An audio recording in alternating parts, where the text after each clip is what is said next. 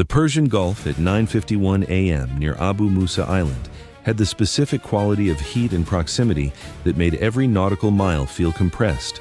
Abu Musa Island, 45 nautical miles southeast of Bandar Abbas, contested between the UAE and Iran, administered by the Islamic Republic since 1971, used since the mid-1980s as a forward IRGCN staging position. A landmass that created a radar shadow along its eastern approach and had produced more documented IRGCN provocation incidents than any other single geographic reference in the Gulf. The destroyer was transiting northwest, 11 nautical miles south of Abu Musa. In international waters, the IRGCN regularly patrolled and challenged. At 9:51 a.m., the two contacts that had been logged since 9:22 a.m. as IRGCN patrol pair, Abu Musa Shadow, standard holding pattern, changed their behavior. Both contacts began moving simultaneously. Not fast, 8 knots, which was not the 38-knot approach speed of a fast attack swarm or the 24-knot deliberate approach of the Gulf of Oman signal round encounter. 8 knots was a different speed with a different meaning. 8 knots was the speed at which you approached a vessel when you wanted to arrive alongside it rather than at it. 8 knots was the speed of an alongside maneuver. Bridge CIC. Both Abu Musa contacts are underway. Contact Hotel 1, bearing 044, range 5.8 nautical miles, speed 8 knots, heading 253. Contact Hotel 2, bearing 061, range 6.4 nautical miles, speed 8 knots, heading 241. Both contacts closing.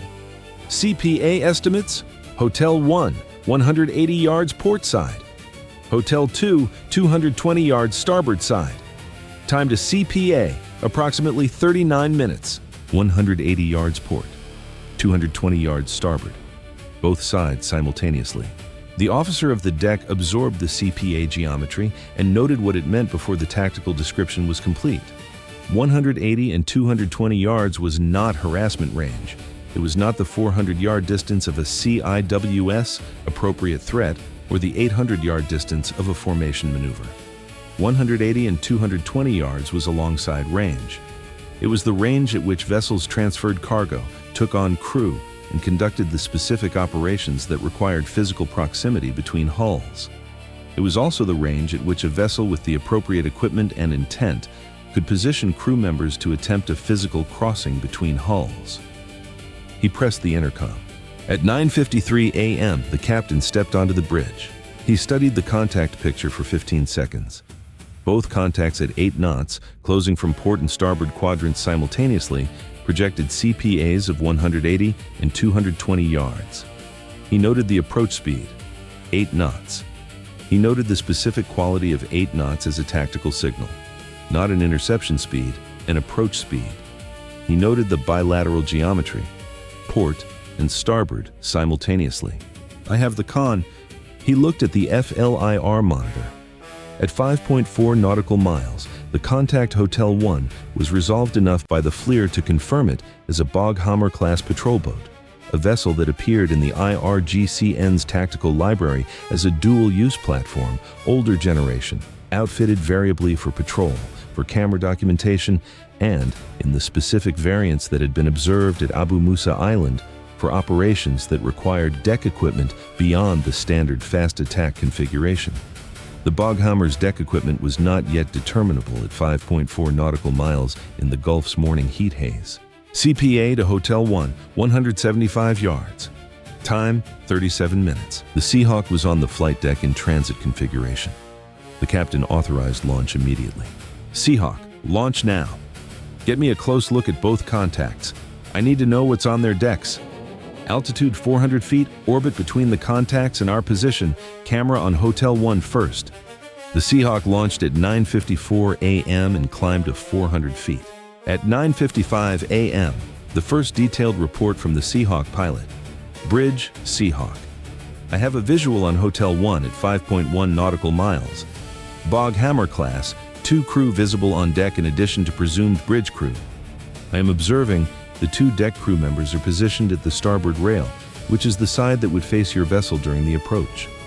I can see what appears to be equipment at the starboard rail position. I'm moving closer for identification. Hotel 2, initial pass shows similar configuration. At least one crew member visible at the port rail. Equipment at the rail. Both contacts, crew positioned on the rail that would face the destroyer. The Boghammer class in the Abu Musa area had been observed with crew positioned at the rail during close approaches, equipment varying between cameras for documentation and, in documented cases, grappling lines and hooks consistent with boarding preparation. Not a boarding, no IRGCN vessel had boarded a U.S. Navy warship in any prior documented encounter. But crew positioned in boarding configuration during a bilateral 8-knot alongside approach communicated capability through physical demonstration rather than weapons employment.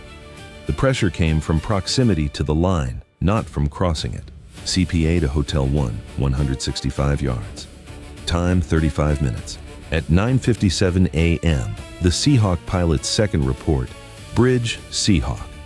I am at 400 feet, 0.8 nautical miles south of Hotel 1. I can now clearly identify the deck equipment. Hotel 1's starboard rail, 2 crew members, and I am confirming I can see a coiled line, appears to be a weighted grappling line, and a hooked implement that the crew member is holding. I cannot confirm the crew members are armed. The equipment is consistent with, I am describing what I see, this is boarding preparation equipment. Hotel 2 port rail, single crew member visible, similar configuration from what I can see at this angle. I am recording continuously, boarding preparation equipment. The Seahawk pilot had described what he saw with the specific precision of an aviator, who understood that his words were going into a record that would be reviewed at multiple levels of command above both their ranks. The captain was at the center bridge window. He had been there since taking the con at 9:53 a.m. He was watching both contact tracks on the radar display and through the bridge windows alternately. The contacts were not yet visible to the naked eye, but they would be at approximately 2 nautical miles. He was also thinking through the specific legal and tactical dimensions of what the Seahawk had just described. Because what the Seahawk had just described created a set of overlapping legal and tactical considerations that were not identical to any prior encounter he had managed. The IRGCN boarding preparation postures was not a weapon. Grappling lines and hooks were not weapons under any applicable legal definition. The crew members were not pointing anything at the destroyer. The approach was at 8 knots, which was slow enough that a U.S. destroyer at standard transit speed would simply outpace the contacts if the destroyer accelerated. There was no imminent threat in the immediate sense. There was an approach at an alongside range with crew positioned and equipped in a specific configuration that communicated a specific intent. The communication was the operation, force a response, document it, frame it. The crew members on the rail appeared to be operating recording equipment as well as preparation equipment. He turned to the officer of the deck. JAG officer to the bridge. The JAG officer arrived within 2 minutes. At 9:59 a.m., the CPA to Hotel 1 was 160 yards and time was 32 minutes. The JAG officer reviewed the Seahawk's report, the CPA geometry, and the contact picture. His assessment took 40 seconds. The contacts were conducting an approach with equipment visible that was consistent with, but did not legally establish, boarding preparation. Under the standing rules of engagement, the U.S. commander had the right to take proportionate self-defense measures against a credible threat. The visible equipment was evidence of preparation, not execution. Proportionate escalation was authorized, including fire control radar activation, speed increase to deny the alongside geometry, and warning broadcasts. Physical countermeasures to prevent actual physical contact were authorized if contact was imminent. The JAG assessment was 3 sentences. The captain had anticipated all 3. Noted? Thank you. The JAG officer remained on the bridge. At 10 a.m., the captain made his first operational decision. All ahead full. Maintain current heading. I want 22 knots in 2 minutes. The speed increase was the primary tactical response to an 8-knot alongside approach.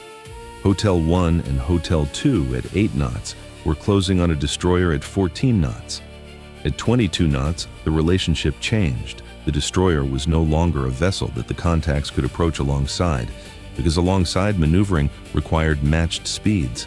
and a Boghammer-class patrol boat could reach approximately 35 knots at maximum, fast enough to pursue at 22 knots, but not fast enough to execute a controlled alongside maneuver at 22 knots with sufficient stability for crew members at the rail to do anything that required physical precision. The speed increase was legal, non-escalatory by any external standard, and completely disruptive to the boarding approach geometry. It was not a weapon. It was seamanship, the engines responded. Speed climbing from 14 knots, 17, 19, 21. CPA to Hotel 1 was revised almost immediately. At 22 knots versus Hotel 1's 8 knots, the CPA geometry changed. Hotel 1 could no longer maintain the 180-yard alongside projection unless it increased its own speed significantly, which would change the character of the approach from an alongside maneuver to an interception, a different thing entirely, with different tactical and legal implications. CIC bridge. Fire control radar on both hotel contacts. Tracking mode, no illumination. At 10:01 a.m., the CIWS completed its power on and entered passive thermal tracking mode, barrel-oriented toward Hotel 1. CPA to Hotel 1, revised, now projecting 280 yards at the destroyer's new speed. Time, 31 minutes. At 10:02 a.m., Hotel 1 increased its speed, from 8 knots to 18 knots. The speed increase was visible on the radar display as a change in the rate of bearing update.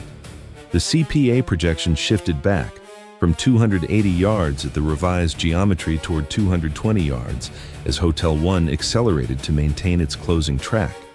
Hotel 1 was pursuing the speed increase, but 18 knots was not an alongside approach speed for a Boghammer crew attempting a precision deck operation at the rail. 18 knots in the Persian Gulf's morning chop, 2-foot swells, force 2, produced a deck motion that made rail work significantly more difficult than the same work at 8 knots in calm conditions. CIC bridge. Hotel 1 has increased speed. Update CPA. Bridge CIC. Hotel 1 now 18 knots. CPA revised to 215 yards at your current 22. Time to CPA, 30 minutes, 215 yards.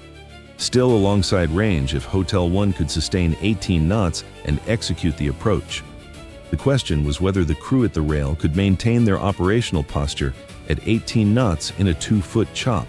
The Seahawk pilots report at 10:03 a.m. Bridge Seahawk. Hotel 1 has increased speed. I can see the deck crew at the starboard rail. Their stability at the rail has changed at this speed. They are gripping the rail with both hands now. The equipment appears to be secured to the deck rather than actively held. Hotel 2 has not increased speed. Hotel 2 is still at 8 knots and is falling behind the approach geometry. Gripping the rail, equipment secured. Hotel 2 falling behind. At 10:04 a.m., the first friction event arrived. 5th Fleet's Operational Center had been monitoring the contact picture through the real-time data link and had flagged the encounter for their duty officer. A priority message arrived on the satellite command channel. 5th Fleet had assessed the encounter and was coordinating with the Embassy Bahrain and with the UAE's Maritime Operations Center, which monitored activity near Abu Musa. The UAE monitoring was relevant because Abu Musa was UAE claimed territory, and the UAE government tracked IRGCN operations from the island with specific sensitivity. 5th Fleet was requesting continued documentation and noted that the UAE Maritime Authority had logged both contacts' departure from the Abu Musa area at 9:51 a.m. Independent third-party documentation of the sortie's origin. The UAE Maritime Authority had it in their log. The contacts had departed from UAE claimed territory. That was a data point. At 10:05 a.m., the LRAD activated, directed toward Hotel 1 in Farsi. IRGCN vessels. Hotel 1 and Hotel 2. This is a United States warship in lawful transit of international waters of the Persian Gulf. You are conducting an approach on both sides of this vessel simultaneously with deck crew and equipment positioned at your rails in a configuration consistent with preparation for a physical boarding attempt. This approach and this equipment configuration have been documented by aerial camera since 0954 local. The documentation has been transmitted to 5th Fleet Command and to UAE Maritime Authority. You are advised to cease your approach, secure your deck equipment, and maintain a safe distance from this vessel. Any further approach within 200 yards will be treated as a threat to the vessel's safety. The LRAD broadcast in Farsi. It named the equipment configuration specifically, deck crew and equipment positioned at your rails in a configuration consistent with preparation for a physical boarding attempt. That specific characterization in Farsi, on a directed acoustic broadcast that every crew member on Hotel One's deck could hear, was both a warning and a documentation statement. The crew on the rail heard their own preparation described in their own language. At 10:06 a.m., a second LRAD broadcast directed toward Hotel 2, the same content. Hotel 2, which had not accelerated and was now falling behind the approach geometry, did not visibly change its behavior. It was at 8 knots and 4.8 nautical miles and drifting behind the approach track that Hotel 1 was maintaining. CPA to Hotel 1, 205 yards. Time, 28 minutes. At 10:07 a.m., the second friction event arrived through the Seahawk circuit. The Seahawk pilot reported, "Bridge, Seahawk. Hotel 1 is maintaining 18 knots. I'm observing the deck crew.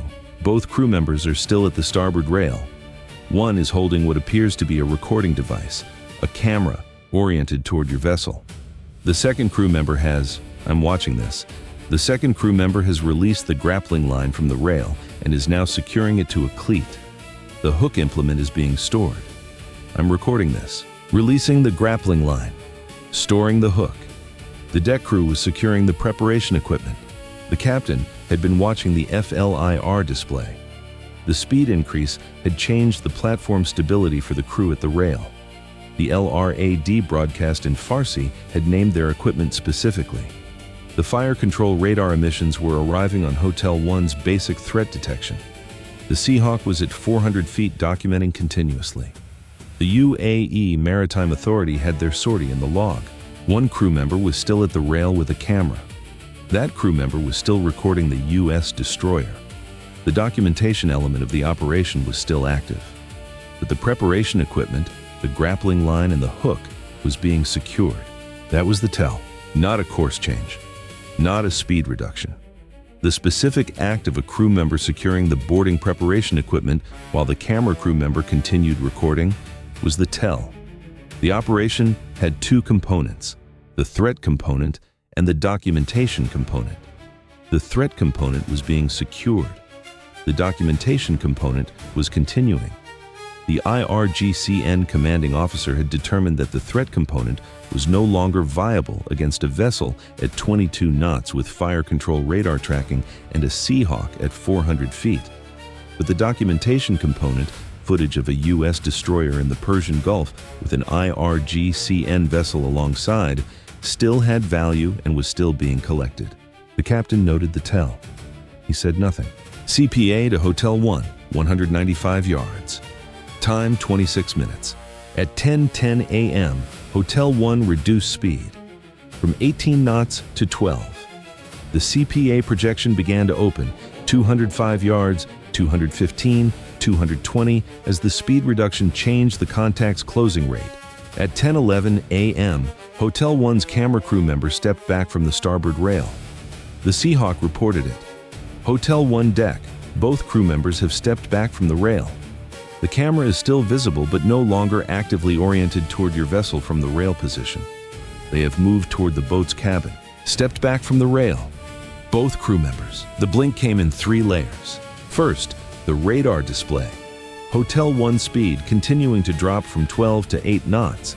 The CPA projection opening to 250 yards and continuing to climb.